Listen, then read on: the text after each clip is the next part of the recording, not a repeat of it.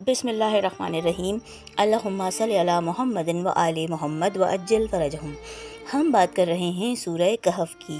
سورہ کہف پارہ نمبر 15 اور 16 میں ہے۔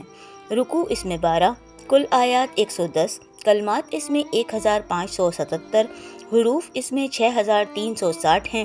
آیت نمبر 88 اور 89 یعنی 88 اور 89 کا ترجمہ یہ ہے کہ لیکن جو ایمان لائے گا اور نیک عمل کرے گا تو اسے بہت اچھا اجر ملے گا، اور ہم بھی اپنے معاملات میں اس سے نرمی کے ساتھ بات کریں گے۔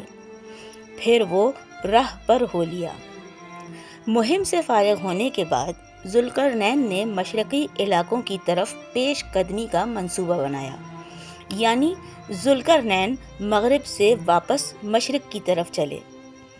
سامعین گرامی، جناب امیر المومنین امام علی ابن ابی طالب علیہ السلام نے مالک اشتر کو تحریر فرمایا تھا کہ اے مالک، تمہاری نگاہ میں نیک اور بد کبھی ایک جیسے نہیں ہونے چاہیے، کیونکہ اس طرح نیک لوگ اپنے نیک کاموں سے بددل ہو جائیں گے اور بدکار لوگ اپنی بدکاریوں پر دلیر اور بے پرواہ ہو جائیں گے۔ اور سامعین گرامی، افسوس کے ساتھ کہنا پڑتا ہے کہ فی زمانہ یہی روش نظر آ رہی ہے۔ جی سامعین گرامی، یہ تھا سورہ کہف کی آیت نمبر 88 اور 89 یعنی 88 اور 89 کا ترجمہ۔ ویڈیو آپ کو پسند آئے تو اس کو لائک کیجیے گا، شیئر کیجیے گا، کمنٹ کر کے اپنی رائے سے آگاہ ضرور کیجیے گا، اور چینل کو سبسکرائب لازمی کیجیے گا۔ بہت جلد آپ سے پھر ملاقات ہوگی انشاءاللہ سورہ کہف کی مزید دوسری آیات کے ترجمے کے ساتھ۔ جب تک کے لیے اللہ نگہبان۔